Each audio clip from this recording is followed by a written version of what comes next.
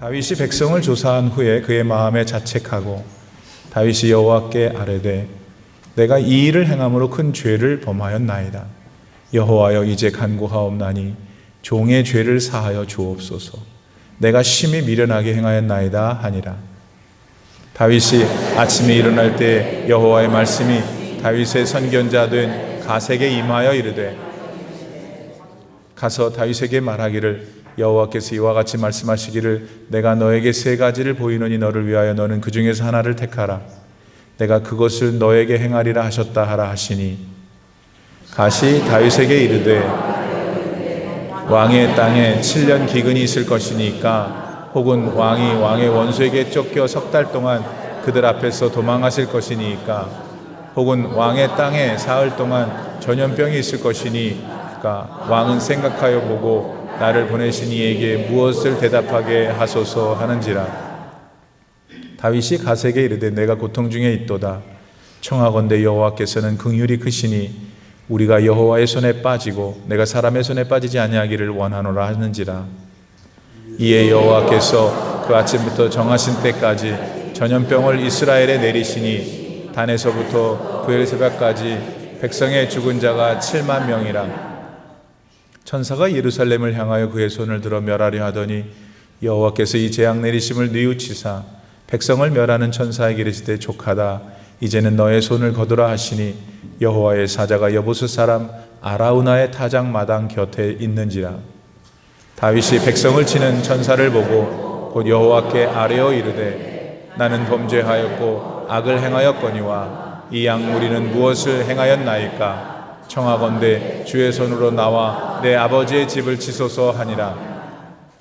이날에 가시 다윗에게 이르러 그에게 아뢰되 올라가서 여부스 사람 아라우나의 타작마당에서 여호와를 위하여 제단을 쌓으소서 하매 다윗이 여호와께서 명령하신 바 가세 말대로 올라가니라. 아라우나가 바라보다가 왕과 그의 부하들이 자기를 향하여 건너옴을 보고 나가서 왕 앞에 서 얼굴을 땅에 대고 절하며 이르되 어찌하여 내 주 왕께서 종에게 임하시나이까 하니 다윗이 이르되 네게서 타작마당을 사서 여호와께 제단을 쌓아 백성에게 내리는 재앙을 그치게 하려 함이라 하는지라. 아라우나가 다윗에게 아뢰되 원하건대 내 주 왕은 좋게 여기시는 대로 취하여 드리소서. 번제에 대하여는 소가 있고 뗄 나무에 대하여는 마당질하는 도구와 소의 멍에가 있나이다. 왕이여 아라우나가 이것을 다 왕께 드리나이다 하고 또 왕께 아뢰되 왕의 하나님 여호와께서 왕을 기쁘게 받으시기를 원하나이다. 왕이 아라우나에게 이르되 그렇지 아니하다. 내가 값을 주고 너에게서 사리라.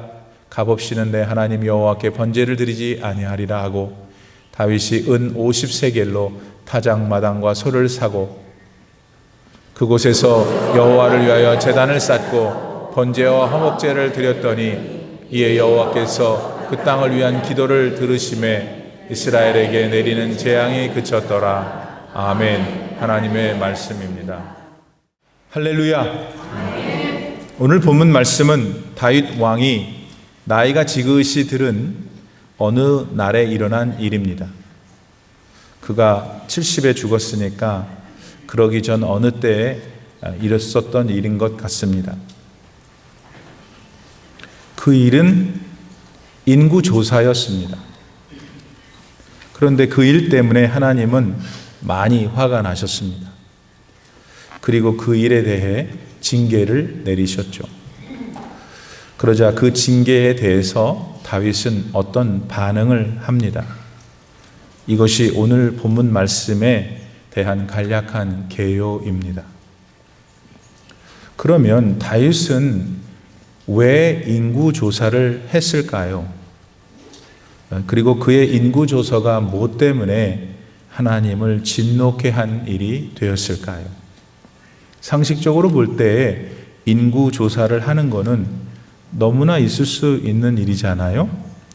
또 어떤 면에서 공익을 위해서 인구조사를 반드시 해야 할 필요도 있기 때문에 이거는 우리에게 조금 이상한 일입니다. 따라서 하나님께서 그런 인구 조사를 한 다윗과 그의 백성들을 향하여 진노하신 데에는 특별한 이유가 있었을 것입니다. 여러분, 그 이유가 무엇이었을까요? 사무엘하 24장 1절 말씀에 보면은 거기에는 두 가지 배경이 있습니다. 그 하나는 당시 이스라엘 백성들이 하나님을 떠나 우상을 섬기고 있어서였습니다. 그리고 다른 하나는 다윗 왕이 그때 그 시절에 가지고 있었던 교만 때문이었습니다. 그런 이스라엘의 기가 막힌 현실에 대해 하나님께서는 채찍에 손을 드셨죠. 그거는 스스로 교만해진 다윗의 마음을 그저 가만히 두심으로써 그러셨습니다. 그리고 그 마음으로 인구조사를 하게 내버려 두셨죠. 인구조사를 하려 할 때 당시 풍요로운 나라 이스라엘을 이룬 게 자기 힘으로 된 것이라는 다윗의 착각을 그렇게 착각하도록 내버려 두신 겁니다. 사실 많은 면에서 다윗 왕은 스스로 우쭐할 수도 있는 상황이었죠. 다윗이 왕이 된 후에야 비로소 하나님께서 주시겠다고 약속했던 거의 모든 땅을 이스라엘이 차지할 수 있었기 때문입니다. 그 말은 다윗 왕 때 비로소 이스라엘은 최고로 번영했다는 말이죠. 늘 공격당하던 주변의 나라들로부터 조공을 받는 그런 국력을 소유하게 된 이스라엘이었으니까요. 그러니까 여느 왕이라면 그런 공로를 만세에 알리도록 열심을 다해 혈안이 되었을 거예요. 또 그렇게 하는 게 일반 사회에서는 당연하고 자연스러운 일이잖아요, 여러분. 그러나 이스라엘은 하나님께서 세우신 그분의 나라입니다. 그리고 다윗은 그런 하나님이 다스리시는 신정국가의 대리 왕일 뿐이었죠. 실제로 다윗은 자기가 그런 존재라는 정체성을 잘 인식하고 있었어요. 다시 말해서 그는 늘 하나님 중심으로 이스라엘을 다스렸죠. 그래서 하나님의 축복을 받아 당시와 같은 놀라운 통일 왕국의 위엄을 누릴 수가 있었던 거죠. 근데 무슨 일인지 말입니다. 그만 다윗의 마음에 잘 되고 있는 나라의 모든 모습이 자기가 이룬 것 같은 생각이 쓱 들어갑니다. 하나님이 하셨고 하나님께서 도우신 일인 게 분명했지만은 어느 순간 다윗은 하나님을 그 자리에서 슬쩍 뺐어요. 그리고 그 공로와 자랑과 명예를 스스로 차지하고 싶었죠. 그 결과 그런 자신의 위대함을 좀 확인하고 싶었어요. 다른 이들한테 그걸 좀 알리려고 싶었죠. 그래서 그 방편으로 인구조사를 택하게 된 겁니다. 얼마나 많은 숫자의 군사가 있는지 확인해 보고 싶었어요. 그 숫자가 자기 능력을 말해 주었기 때문이죠. 그 엄청난 숫자가 갖는 능력이 자기를 보호해 줄 거라고 그는 착각했던 것입니다. 그렇게 다윗은 그때 인구조사를 통해서 한번 나를 봐요, 내가 얼마나 위대한 사람인지 좀 보세요. 그리고 경외해요. 하고 싶었던 겁니다. 여러분, 다윗은 골리앗 앞에서 하나님만 찾았던 경건한 성도였어요. 비록 간음과 살인, 교사를 저지른 죄인이었을 때도 그는 하나님께 온전히 돌아와서 새로운 삶을 살았던 성도였잖아요. 그랬던 다윗이었기에 사도행전에 보면은 그를 하나님의 마음에 합한 사람이라고까지 부르고 있어요. 그런데 그렇게 신령하고 그렇게 경건했던 다윗도 이렇게 교만해졌어요, 여러분. 그리고 그 일로 실수를 하게 되죠. 그 결과 큰 고통을 수반하는 징계를 받게 됩니다. 여러분, 이 대목에서 우리는 우리 자신을 잠시 돌아봐야 해요. 우리들 역시 다윗과 조금 더 다름없는 성도들이잖아요. 오늘 혹 여러분 가운데는 여러분 마음이 교만해져 있는 분이 없으신지.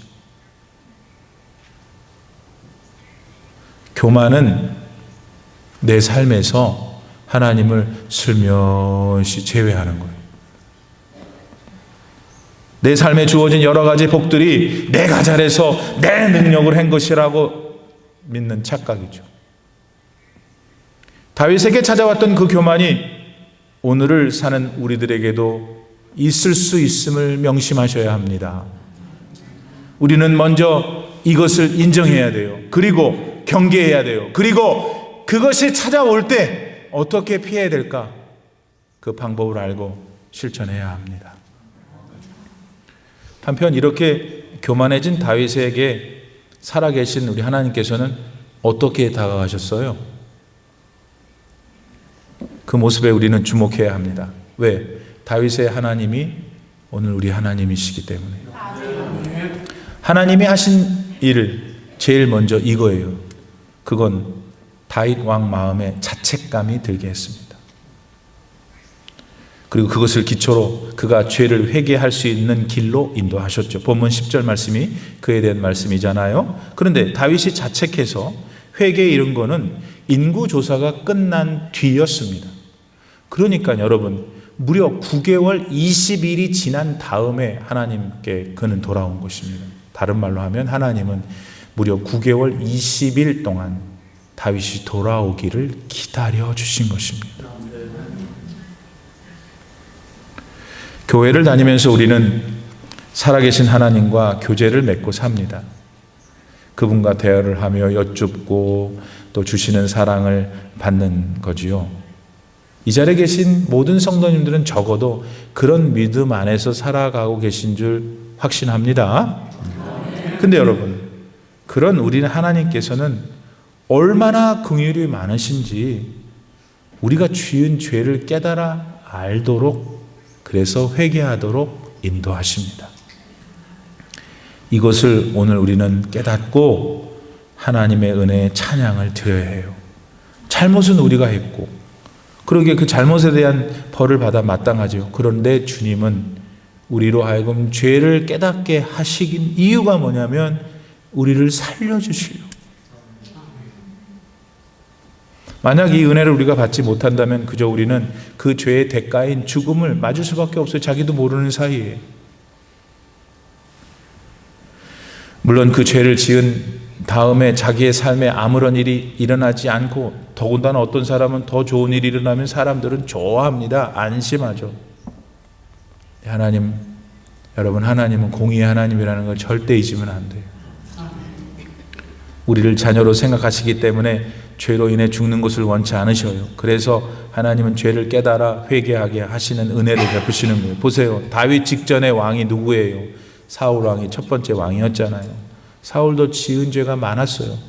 그럼 하나님이 사울에게 그냥 그 지은 죄로 죽어라 그러셨어요? 그렇지 않았잖아요. 사울 왕에게도 사무엘을 보내서 제발 좀 돌아오라고 얼마나 많이 하셨는지 몰라요. 안 돌아왔어요. 은혜를 뿌리쳤죠. 그러니까 하나님은 그냥 그 사람이 하는 대로 돼버려 두신 거예요. 그런데 다윗은 달랐어요. 사울과 다윗은 둘 다 죄인이에요. 똑같은 죄인이에요. 다윗은 그런데 하나님의 주신 은혜를 받아들이고 회개하여 하나님 앞에 바로 섰죠. 뿐만 아니라 그는 오늘날까지 존경받는 인물이 되기까지 했잖아요. 그러므로 여러분, 이 시간 우리는 무엇을 생각해야 할까요? 매일의 삶에서 우리가 연약했었다는 점을 깨닫고 하나님 앞에 이 시간 자백해야 해요. 그것이 예수님을 바르게 믿는 사람들의 온전한 삶이에요. 물론 우리는 서로 죄를 짓는 일에 대해서는 그 정도의 차이가 있을 수 있겠죠. 어떤 사람은 더 큰 죄를, 어떤 사람은 더 작은 죄를 우리끼리 말할 수 있을 거예요. 그러나 우리 중 그 누구도 죄에 대해서 자유할 수 있는 사람은 아무도 없어요. 하나님께서는 로마서에서 우리 모두가 다 죄인이라고 규정하셨잖아요. 따라서 우리는 우리의 연약함을 인정해야 돼요. 인정해야 된다고. 그리고 그 다음에 하나님의 도우심을 구해야 돼요. 그럴 때 하나님은 어떻게 하시냐면 힘을 주시는 거예요. 피할 길을 주시는 거예요. 여러분, 우리 마음이 행복해야지 기쁜 게 사는 거야. 우리 마음이 어둡고 눌리면은 행복하지 않아. 아무리 산의 진미를 먹어도, 아무리 은행에 CD에 돈이 많아도 기쁘지가 않은 거예요. 그러므로 하나님 앞에 내 모습을 인정하고 나가면 하나님이, 다시 말씀드리면, 힘을 주시는 거예요. 피할 길도 주셔요. 그렇게 살다 보면 하루하루 죄를 덜 짓게 되는 거죠. 덜 짓는 죄의 삶은, 다른 말로 하면 능력 있는 삶, 확신에 찬 삶. 다른 사람이 볼 때 얼굴이 쌩글쌩글하고, 뭐 얘는 가난하고 뭐 못 배우고 뭐 못 낳는데도 그냥 애가 자신감이 넘쳐. 그런 사람 있어요, 없어요? 제가 그런 사람인데, 뭐 아무것도 없는데 뭐 쟤는 왜 이래? 뭐가 없어요? 하나님이 나와 함께 하시는데. 나는 서로 성도 여러분께서 그러한 믿음의 삶을 사는 축복을 드리길 바랍니다. 근데 여러분, 다윗이 이제 교만했다 그랬잖아요. 다윗이 지은 교만에는, 그런데 알고 봤더니 사탄이 연관되어 있음을 우리가 발견하게 돼요. 본문 1절, 이 본문과 같은 똑같은 사건을 다루고 있는 게 다른 역대상이라는 성경에 나와요. 21장에 보니까, 1절에 보니까 사탄이 다윗을 충동했다고 그랬어요. 이 모든 정황을 정리해 보면 이겁니다. 다윗의 교만한 마음에는 사탄의 역사가 있었던 거예요. 그리고 하나님께서는 사탄이 그렇게 하도록 일시적으로 허용했어요. 왜? 사탄이 욥을 시험했잖아요. 그때 사탄이 무작정 하지 않았죠. 하나님께 여쭤보잖아요. 그렇게 해도 되냐고. 하나님은 그러면 걔 생명 건들지 말고 해봐.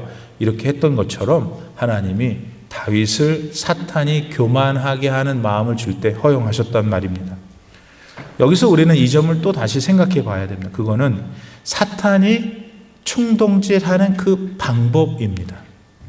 여러분 아세요? 사탄은 다윗한테 직설적으로 너 하나님 배신해, 안 그랬어요. 만약에 그렇게 얘기했으면 다윗은 절대 하나님 배신하지 않았을 거예요. 대신 사탄은 다윗한테 교묘하고 그럴듯한 것으로 유혹했어요. 다윗의 위치에 이르면은 어떤 인간이든지 누구든지 가질 수밖에 없는 명예요, 막 우쭐거리고 싶은 마음, 그거를 탁 건드리니까 그만 다윗도 무너져 버린 거예요. 자, 이 문제에 대해서도 오늘 우리랑 연결해 볼까요? 사탄은 우리한테도 너무 빤한 것으로 유혹 안 해요. 예를 들면 어떤 권사님한테 너 오늘부터 교회 가지 마. 그렇게 하면은 교회 안 올 권사님이 아무도 없어요. 근데 뭐라고 하냐면 사탄이, 제 생각에, 야, 이번 주에 너 얼마나 교회 일로 수고가 많았어. 아니 부흥사경회 한다고 3일 동안 쫓아다녔으니까 얼마나 힘이 들어. 실제도 힘들 들어요. 그러니까 이번 돌아오는 주일 안 가도 돼. 여차하면 그 다음 주까지 몸 아프다고 안 가도 돼. 하나님도 다 널 이해하셔. 이런단 말이에요. 그래가지고 지금 많은 분들이 교회를 빠져버렸잖아.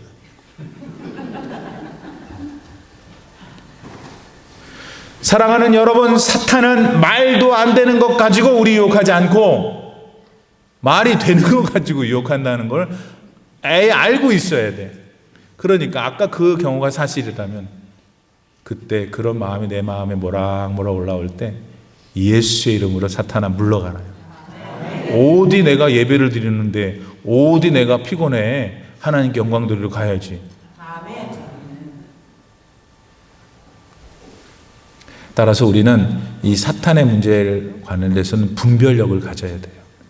분별력이 어떻게 생기느냐? 매일 말씀을 읽고 생각하고 거기 끝이면 안 돼. 실천해야 돼. 그렇게 하려고 할 때 하나님이 우리 마음에 분별력을, 이거 마귀가 주는 거구나, 아니구나. 네.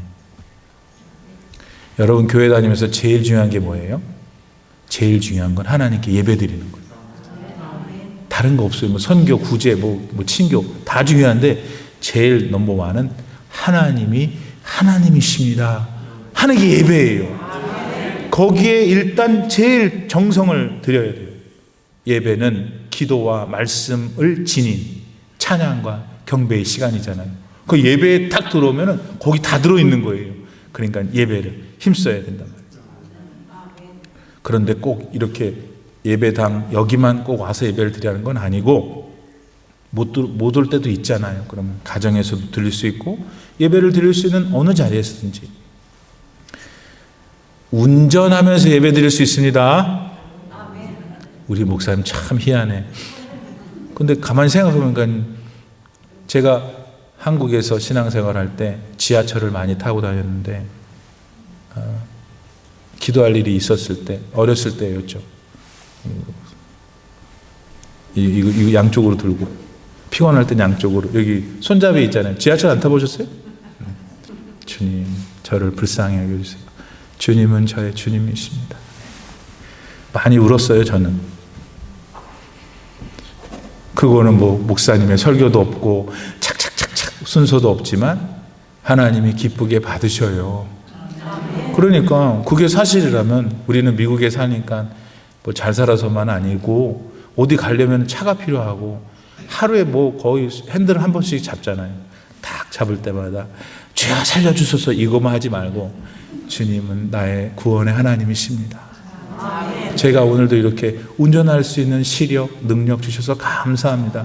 Thank you Lord. 또 우리 미국에 사니까 영어로도 착착 하면서 Thank you Lord 이거 어려워요? 하나님 understands it. 오케이? 그래서 예배당에 나오는 것뿐만 아니라 예배를 드리는 삶을 살 때 분별력이 생긴다. 그 말이에요. 자, 한편 본인의 잘못을 깨닫고 이제 회개를 했어요, 다윗이. 그러니까 하나님께서 자기 선지자 갓을 보내죠. 왜? 다윗이 지은 죄에 대해서 징계를 하시기 위해서. 여러분 여기서 또 하나 배워야 될 것이 있는데 하나님께서는 우리가 죄를 지으면 용서해 주세요. 근데 그 죄에 상응하는 징계를 내리실 수 있어요. 안 내리실 수도 있지만 내리실 때도 있으세요. 왜냐하면 하나님은 사랑의 하나님이시지만 공의의 하나님이시기 때문에. 한번 생각해 보세요. 이 세상 뉴스 보면은 정말 어떻게 세상이 이렇게 돌아가나 더 요즘은 더 그렇지 않습니까? 예. 진짜 너무 억울한 일이 세상에 많아요. 예. 억울하게 죽는 사람도 많고. 근데 하나님이 거기에 대해서 가만히만 계시면은 어쩌겠어요, 우리가. 하나님이 이놈, 이거는 아니야. 이렇게 해 주셔야지 우리가 살 수 있듯이 하나님이 다시 이 세상에 예수님이 오신다는 거는 이놈 하시기 위해서 오시는 거예요. 잘한 사람은 칭찬하시기 위해서 오시는 거예요. 그게 없으면은 어떻게 우리에게 소망이 있겠어요, 여러분.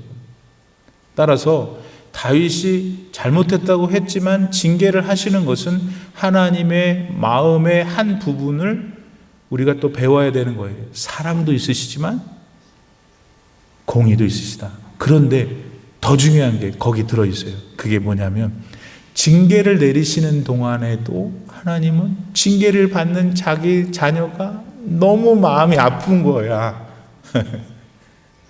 그래서 야 그만해라 그러신다는 거죠. 자, 그런데 다윗에게 갓을 보냈는데 갓을 통해서 다윗에게 뭐라고 말하냐면 너 세 가지 중에 뭘 벌로 받을래 그래요. 그것도 이상하지 않아요? 벌을 내리시면 하면 되시지 이 셋 중에 뭘 받을래 그래요. 하나는 7년 동안 네 땅에 기근이 있을 거야. 아니면 네가 3개월 동안 적한테 쫓겨다니는 거야. 아니면 3일 동안 네 땅에 전염병이 있는 건데 이 셋 중에 골라. 그랬더니 다윗이 세 번째 거 골랐어요. 3일 동안 전염병이 있는 것. 그런데 다윗이 그걸 선택한 이유가 있었어요. 본문 14절. 다윗이 갓에게 이르되 내가 고통 중에 있도다. 청하건대 여호와께서는 긍휼이 크시니 우리가 여호와의 손에 빠지고 사람의 손에 빠지지 아니하기를 원하노라. 무슨 말이냐면 다윗이 세 가지를 들었는데 자기 생각에 이 중에서 하나님이 정말 더 많이 개입하셔야 하는 벌, 그걸 전염병이라고 생각했던 거예요. 예를 들면 기근이면 흉년 들어 못 먹는 거잖아요. 옆에 나라에서 음식 갖고 오면 해결될 수 있어. 3개월 동안 자기가 누구한테 쫓겨다니는 거, 뭐 옛날에도 많이 쫓겨다녀왔으니까 어떻게 할 수 있어 자기 혼자. 그러나 전염병은 이거 뭐 어떻게 해? 누가 손 쓸 수 있어요? 아무도 손 못 써요. 하나님밖에는. 우리 얼마 전에 당했던 코비드 누가 당할 수가 있어요, 그게. 그래서 3일 동안의 전염병을 선택한 것이죠. 하지만 불행하게도 그 전염병으로 인해 15절 말씀에 따르면 7만 명이 죽었어요. 근데 여기 여러분, 왜 성경에 7만 명이라는 숫자를 죽어서 기록해놨지만 왜 7만 명을 기록해놓은지 아세요? 보세요. 다윗이 인구조사 왜 했어요? 숫자를 확인하려고. 많은 숫자가 자기의 위용을, 많은 숫자가 자기를 보호할 것이라고 생각했거든. 하나님이 단박에 7만 명을 없애잖아요. 사랑하는 성도 여러분, 여기서 들으셔야 돼요. 우리는 7만 명이 너무 목숨같이 소중해. 그때 하나님 없어. 7만 명만 있으면 돼. 근데 우리 살아계신 하나님은 7만 명을 눈짓만 해도 없어지는 숫자예요. 믿습니까? 그런데 어떻게 여러분, 여러분의 삶 가운데 하나님 없이 하나님 앞에서 어떻게 그렇게 우리가 건방을 할 수가 있어요? 절대로 하나님의 능력과 그분의 신성과 그분의 힘을 무시하고 사는 여러분이 안 되기를 축복합니다. 그런데 이런 공포스러운 징계의 순간에도 하나님은 사랑으로 역사하셨어요. 고통당하는 백성을 보시고 천사를 향해 그만해 이제 그러셨어요. 여러분, 우리가 하나님 앞에 회개를 하고 혹시 하나님 우리 삶에 지금 어떤 분은 어려움을 당할지도 몰라요. 그게 만약 여러분의 죄로 인한 하나님의 징계라면 너무 고통스러워하지 마세요. 오히려 그때 사랑의 하나님을 향해 돌아서야 돼요. 왜냐하면 하나님은 지금도 그걸 멈추실 수 있어요. 뿐만 아니라 징계가 오면 상처가 나잖아요. 하나님은 상처를 회복시켜요. 그 다음에 더 좋은 데로 우리를 이끌어 가신다는 걸 믿으셔야 돼요. 다윗을 그렇게 하셨잖아요. 왜 나는 다윗만 그렇게 싸고 도시는지 모르겠어요. 하나님께서. 그렇게 못된 사람인데. 근데 여러분, 그렇게 생각하는 다윗이 바로 당신이에요, 여러분. 바로 여러분이시라고. 하나님이 지금 여러분을 그렇게 생각하시고 사랑하신다는 거예요.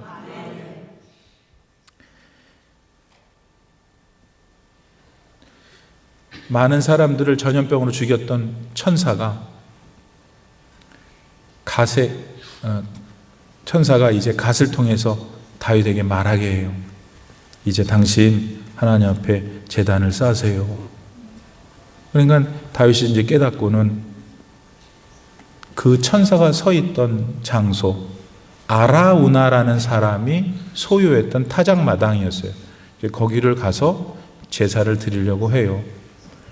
왕이 자기 집에 오니까 아라노아가 놀래가지고 웬일이십니까? 들어보니까 제사를 드리시겠다는 거예요. 그러면 아라우나가 어이구, 제사에 필요한 것 다 공짜로 드릴 테니 다 가지세요.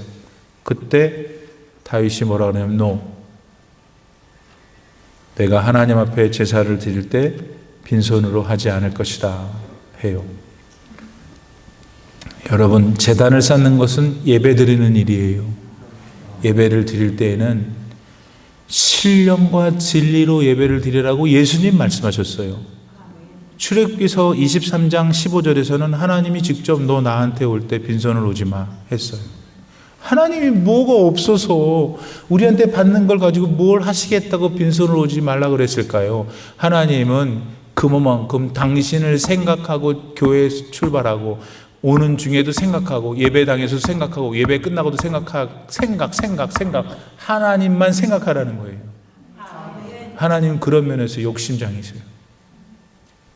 예배에 예물을 가지고 와라, 신령과 진리로 예배를 드리라, 다 그게 뭐냐면 하나님 나를 생각하라는 거예요.